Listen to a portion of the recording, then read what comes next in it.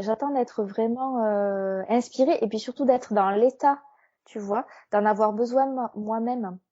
De cette fleur-là parce que c'est vraiment les moments où je suis le plus inspirée pour créer la méditation. Donc, comme je ne peux pas ressentir 38 émotions à la fois, j'y vais Ah petit bon? à petit. Non, c'est pas possible. J'y vais petit à petit et voilà. Et puis j'essaie à chaque fois de changer de type de méditation. Tu vois, il y a des fleurs qui vont se prêter à des méditations d'ancrage, par exemple. Il y a d'autres fleurs qui vont plus se prêter à des méditations type rêve éveillé avec des visualisations, des chemins, des choses comme ça. D'autres qui vont plus se prêter à des connexions avec nos centres énergétiques, les chakras. Donc je prends vraiment le temps de les développer.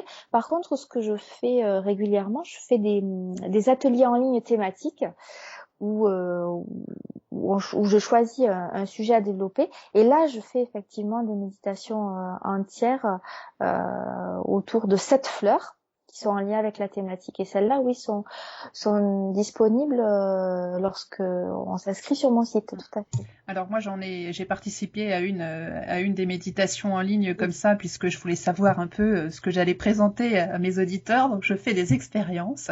Mmh. Bon en plus c'est vrai que je connais les fleurs de Bach depuis plusieurs années voire dizaines d'années. Donc c'était vraiment l'occasion et c'était extrêmement agréable de faire cette méditation ce jour-là. En plus, il faisait extrêmement chaud. Je me souviens que il Mmh, faisait terriblement chaud. Et ça a c'est été un vrai. moment extrêmement apaisant et rafraîchissant.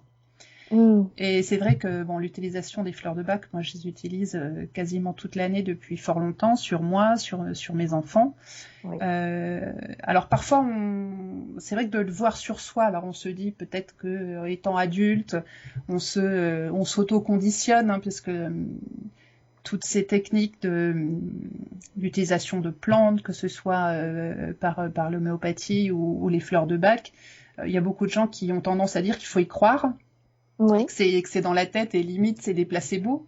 Mmh. Cependant, quand on le fait prendre à des enfants qui sont Mmh. petits et qui n'ont pas du tout la conscience que nous on peut avoir et quand on voit les résultats sur eux, on peut quand même pas nier euh, Il se passe quelque l'efficacité. chose. Ah ouais, non, Voilà, il se c'est passe flagrant, c'est vraiment flagrant, quelque c'est chose. Oui, flagrant. tu as pu le Ah constater. oui, pour les calmer quand ils sont extrêmement Oui. agités. Moi, j'ai fait un gros travail avec un de mes fils qui est particulièrement timide, renfermé, qui avait beaucoup de problèmes de confiance en lui. En l'espace d'un an et demi, 2 ans, j'ai un garçon qui a complètement changé. Alors, il n'est pas devenu d'introverti à extraverti, hein, c'est pas le but de de la manœuvre, parce Mmh. que c'est son caractère et ça, par contre, on peut pas le changer. Par contre, sur un certain nombre d'aspects, il a beaucoup évolué et ça a été vraiment. Enfin, moi, je suis absolument ravie des résultats que ça a pu avoir sur lui. C'est un autre enfant, quoi, entre guillemets. Mmh. Et je sais qu'on peut le faire prendre aussi à des enfants très petits et qu'on Oui, à des obtient nourrissons. aussi exactement, puisque Bien c'est sûr. avec certaines sont avec un petit peu d'alcool, mais d'autres sont qu'avec de l'eau. Oui, tout à fait. Et donc du coup, celles qui sont juste avec de l'eau, on peut très bien les donner à des petits nourrissons et c'est très efficace. C'est très efficace pour. De toute façon, les bébés, c'est vraiment des êtres émotionnels, donc Mm. ils prennent vraiment les fleurs et ça agit extrêmement rapidement. C'est étonnant, oui. Mm.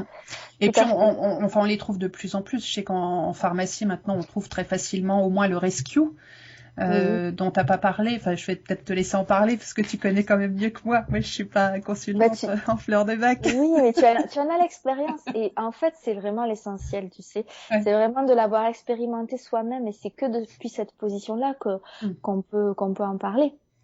Oui, oui. Et donc, c'est un mélange de 5 fleurs, si je ne m'abuse. C'est ça, exactement. Et qu'on prend dans les périodes de crise. Alors moi j'en ai un dans ma voiture, j'en ai un à la maison. Alors la crise, c'est pas la crise de nerfs, hein. Enfin pas forcément, ça peut être ça, mais c'est vraiment une période de forte tension où on a un gros choc C'est ça, émotionnel, où on a reçu vraiment un coup au cœur, enfin une mauvaise exactement. nouvelle, enfin Mm. vraiment dans des Toutes les étapes, situations voilà. d'urgence. Ouais. Exactement, et c'est d'une efficacité absolument phénoménale, quoi. Absolument phénoménale. Moi, je sais qu'il y a quelques années, j'ai passé des périodes particulièrement difficiles personnellement, où mon médecin, quand il me voyait arriver au début, me disait bon, je vais vous mettre des antidépresseurs et tout ça. Et alors moi, dès qu'on me dit ce mot-là, c'est même pas la peine, j'ai déjà des boutons qui sortent. Donc je lui ai pas beaucoup, donc j'ai toujours refusé son traitement et je n'ai pris que des fleurs de Bach et puis c'est bon quoi, j'ai remonté la pente sans avoir les effets secondaires d'un traitement d'antidépresseur par exemple. C'est très intéressant l'exemple que tu donnes parce que c'est vraiment typique, un exemple typique de la différence entre la médecine alternative et la médecine traditionnelle. C'est-à-dire que les antidépresseurs, ils vont inhiber la dépression en fait. Ils vont aller boucher les petits trous des neurorécepteurs pour plus qu'on ressente les symptômes. Mais ça ne règle absolument rien. Ça bloque un processus. La dépression, c'est pas marrant, mais c'est une crise existentielle qui a un rôle, qui n'arrive pas par hasard, c'est un signal de transformation. Et si on accepte de prendre la vague, on va dire, et de la traverser, ça nous amène vers une renaissance. Alors c'est facile à dire quand on observe ça depuis l'extérieur. J'ai bien conscience que quand on est vraiment au creux de la vague dans la dépression ou dans d'autres maladies, voilà. Mais c'est très difficile. C'est très difficile.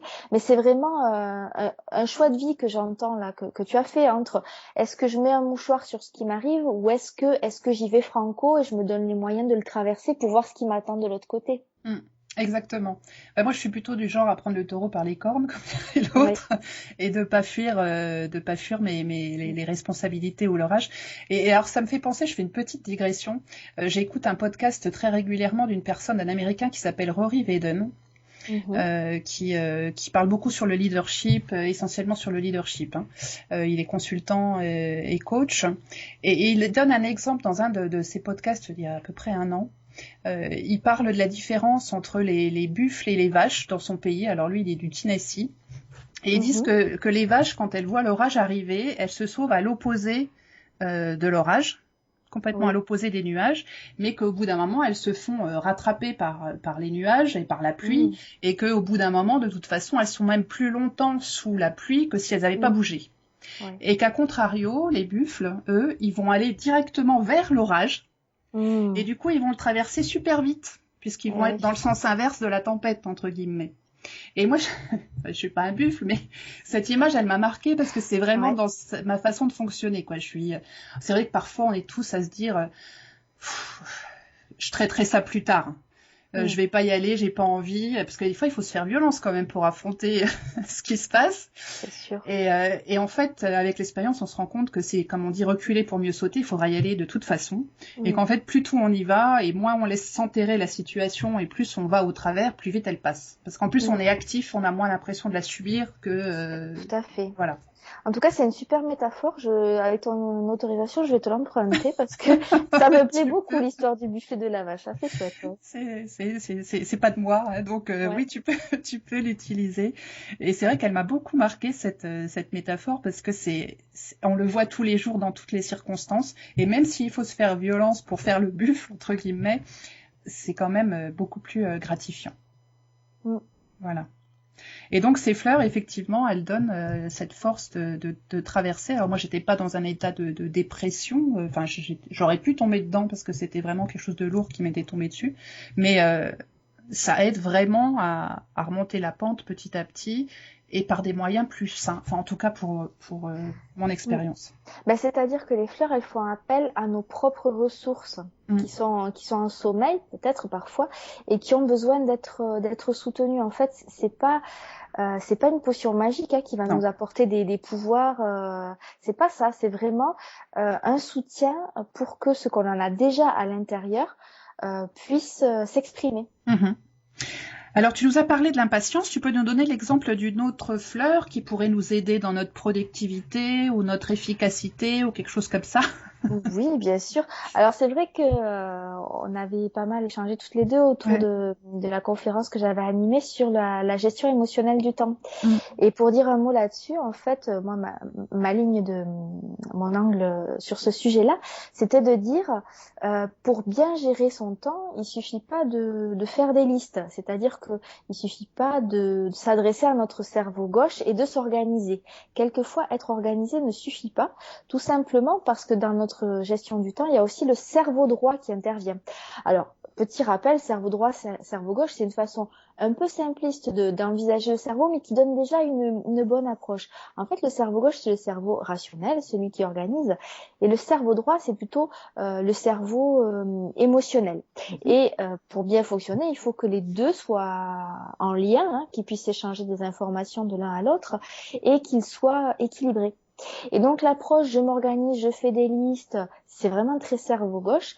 Et quand cette approche-là ne donne pas de résultat, souvent c'est parce que le cerveau droit n'a pas été suffisamment soutenu. Et les fleurs de bac, en s'adressant aux émotions, sont vraiment là pour soutenir le cerveau droit et lui permettre de dialoguer en harmonie avec le cerveau gauche. Voilà. D'accord. Donc on avait cherché toutes ces raisons émotionnelles de perdre du temps, on va dire. Oui. Tous les verrous émotionnels de la gestion du temps, comme je les avais appelés. Donc effectivement, il y a l'impatience qui peut nous faire perdre beaucoup de temps quand on est irrité et que on veut aller tellement vite qu'on finit par perdre du temps parce qu'on refait 36 fois les choses, par exemple. J'avais aussi donné l'exemple d'une fleur qui avait parlé à beaucoup de monde, c'est Wild Hot, la folle avoine. C'est une fleur qui correspond à un état de dispersion. C'est-à-dire quand on a 36 chantiers lancés à la fois. Par exemple, quand on est sur son ordinateur avec plein de fenêtres Internet ouvertes et qu'on est à la fois en train de lire ses mails, de répondre à quelqu'un sur Facebook et en même temps d'écrire un petit document sur notre prochain podcast, séminaire, enfin, choisissez ce qui vous concerne. Et voilà, ça permet vraiment de se recentrer et de faire une chose après l'autre. Voilà.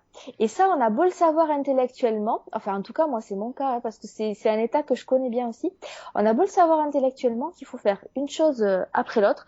Ben quelquefois il y a surtout voilà quand on a les idées qui se bousculent, on lance tout à la fois et c'est difficile de mettre des idées en attente. Donc Wild Dot, ça permet vraiment de se recentrer. Quand j'ai un travail d'écriture à faire par exemple, où là vraiment la gestion du temps est très importante. Je me fais toujours un mélange avec Wild Dot, justement pour éviter de me disperser et d'aller étendre une machine alors que je suis en pleine rédaction de l'article, lancer le repas de midi. Bon, voilà, je sais pas si ça parlera à certains, mais bon, moi c'est mon quotidien.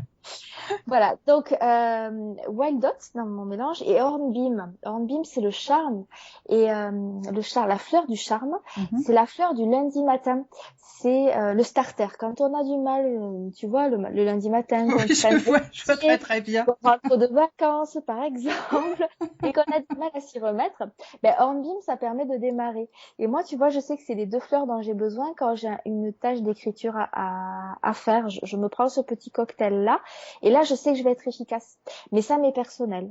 Et puis, ça sera pas forcément tous les jours comme ça. En général, c'est ça. Mais voilà, c'est pour te donner un exemple. Je vais essayer Hornbeam demain matin, parce que demain matin, j'y retourne. Bon, ça marche bien. Hornbeam, pour s'y remettre, pour sortir vraiment de cette léthargie, de la procrastination aussi, ça marche très bien. Ok, très bien. Bah, écoute Mathilde, je te remercie beaucoup. Dans les notes du podcast, donc sur le blog Productive You, dans la catégorie podcast, donc on retrouvera toutes les notes et les références. Donc je vais mettre un lien sur ton site, qui de mémoire c'est mathildejuan.com. Et sur le site, on retrouve tout. De toute façon, le lien vers Médite en fleurs. Sur mon site, il faut aller dans l'onglet fleurs de bac parce que je fais aussi d'autres techniques, même si c'est vraiment là-dessus que je me concentre en ce moment.